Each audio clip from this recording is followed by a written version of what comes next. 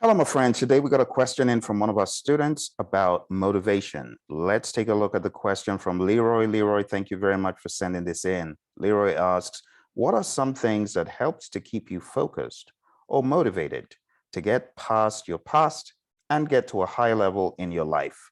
So I'm going to answer these very quickly, give you some high level bullets, and then we go into details. First of all, it's upbringing. So if your upbringing was like mine, you'll learn not to whine, complain, groan, and moan. You just get it done. And that's how both parents were. It's all about just do it.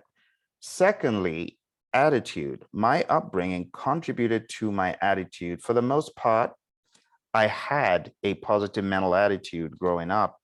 I was never really down in the dumps. Now, as you get older, the cares of life, and you begin to think a little bit more, but it's important to stay focused. Like that picture of the compass, you got to stay focused on where you're going.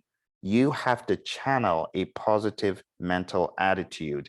Now, when you channel a positive mental attitude regularly, and when your disposition to life is one of positivity generally, you tend to have this voice of reason that rings in your head and guides you in some way. Now, for those of you who may be religiously inclined and have a bend towards faith, maybe you're a person of faith, you know that you hear that voice that guides you towards being reasonable in your approach to life in general and not being out of focus and out of alignment. And the more you entertain that voice, the more you'll find it. I call it the voice of reason. Number 4 is purpose. Having a purpose is always helpful in staying focused. So I always ask myself the question, what am I trying to achieve in the short term? What am I trying to achieve in the long term? And to be quite honest, I didn't know when I did these things growing up. I wasn't that good at them, but I found that I would have a purpose and I would want to achieve something, and that would help me keep going. Number 5 is just good old survival. You've been in the world long enough, you know that if you snooze, you lose. So just that aspect of needing to be alive in the world, the land of the living, it keeps me going. Because if you snooze, you lose. And honestly, if you stop growing and stop moving forward, then you're in retrograde, you're going to die. So for me, being motivated, keeping going, for me, it's a thing of survival as well. Number 6, inspiration and motivation factors are from those positive sources around you. Now, I have to be perfectly honest, my leadership journey, it started really when I met John, because before I met John Maxwell, my leadership coach and mentor, I did not know enough about leadership. I thought I knew, but my perspective to leadership was all out of whack. But when I met John, I began to learn how to lead. I began to learn what exactly leadership was. So part of the inspiration and motivation I get is from people like John and others who are continuously pouring positive messages and inspiration and motivation into me. When I started the Project Leadership Institute, my keynote speaker was none other than John, and John has been a huge source of encouragement. So I encourage you, if you do not have a coach or a mentor in the aspect of leadership, professional growth, you need to get one. I like a quote from the great Zig Ziglar. Zig Ziglar says, inspiration and motivation is like bathing. You never say, well, I did one yesterday, so I'm not going to do one today. It's a daily thing. You got to daily surround yourself with positivity. So this one, number 6, is huge. It helps me immensely. Number 7, risk/reward. One of the things that motivates me is taking risk in anticipation of a reward. If I see a reward that seems good and that I fancy, I'm going to take the risk. A lot of people are scared about taking risks, but they don't even look at the reward and weigh, should I take a calculated risk? So you got to take risks. For example, training and coaching and mentoring, there's a small amount of risk that you may not get what you're looking for, right? And for that reason, a lot of people don't go for training, coaching, mentoring. They feel, well, what if I'm going to be swindled? Or what if I don't get what I'm looking for? Well, think about it. What if you don't get coached and trained and mentored? Then you're in the same place. So I look at it like risk and reward. I take risks in pursuit of a reward. Do I want to stay motivated and inspired? Well, I'll take the risk of paying some money Like when I first started on a program with John, it seemed like a risk, but now the rewards have far outweighed any financial risk. Also, when it comes to investing time and money in certifications, when it comes to investing time and money in people, could there always be a risk that things don't turn out? Yes, but think about the reward. What if this person I'm investing time, energy, and attention into becomes the next president or the next big inspirational figure, or just contributes to another life? All of these thoughts should inspire and propel you to take risks in pursuit of a reward. Number 8, family. I cannot overstate this because when you think about it, who on their deathbed ever said, I wish I put more time into working in the office? I wish I had put in more hours for my boss. No one's thinking about that. You are thinking about family and those you leave behind, your loved ones, those who are dear to you. So motivation factors for me, number 8 is family. That propels me to keep going. It propels me to keep doing things that I ordinarily wouldn't have done. But because of family, you go the extra mile. You go the extra mile. And number 9 is you put others first, which also is family, but it's not just family. It includes other people, people around you, friends, people in your circle of influence. If you think about others, you end up doing greater things. The vision ends up going from me to we.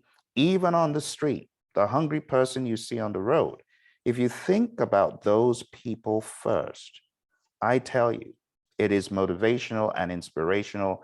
And I cannot tell you why, but it does feel good when you do good for others.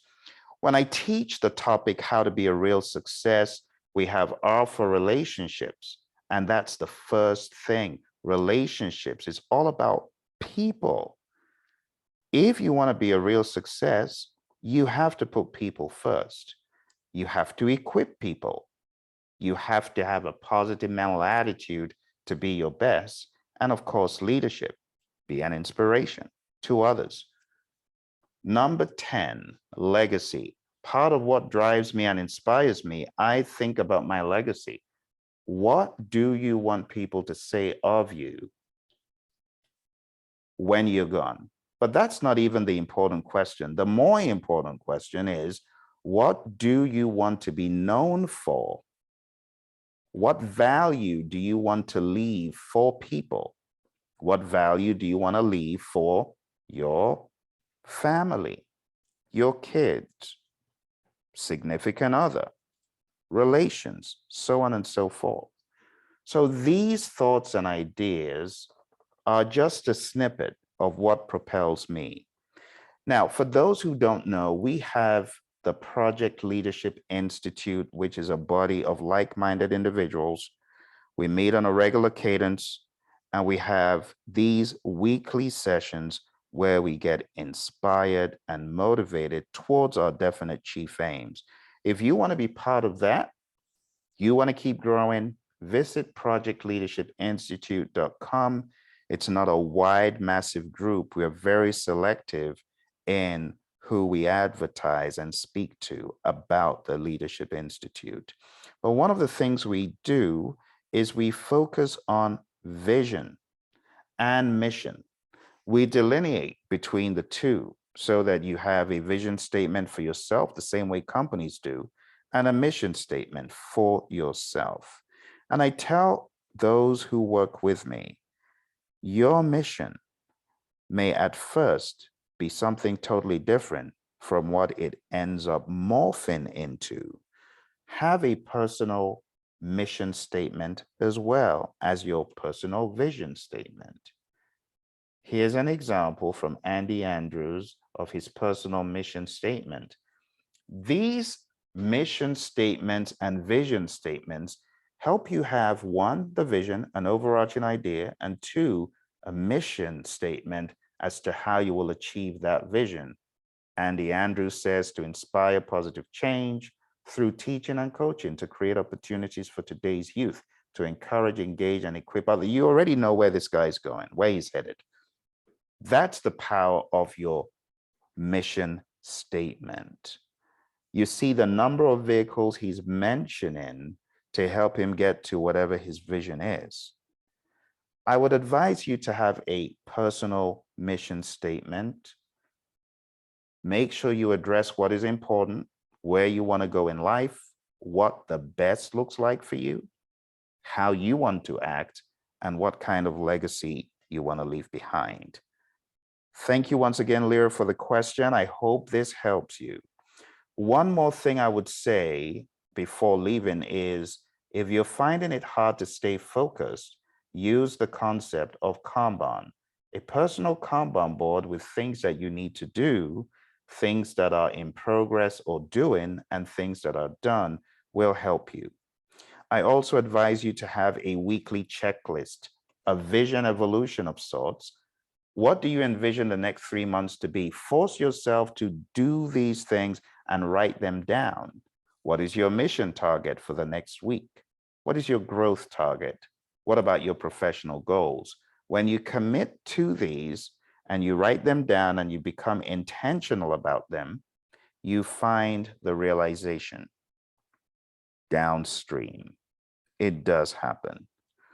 All right. Once again, thank you very much. And if you have any interest in growing to your maximum potential, join us at the Project Leadership Institute, projectleadershipinstitute.com.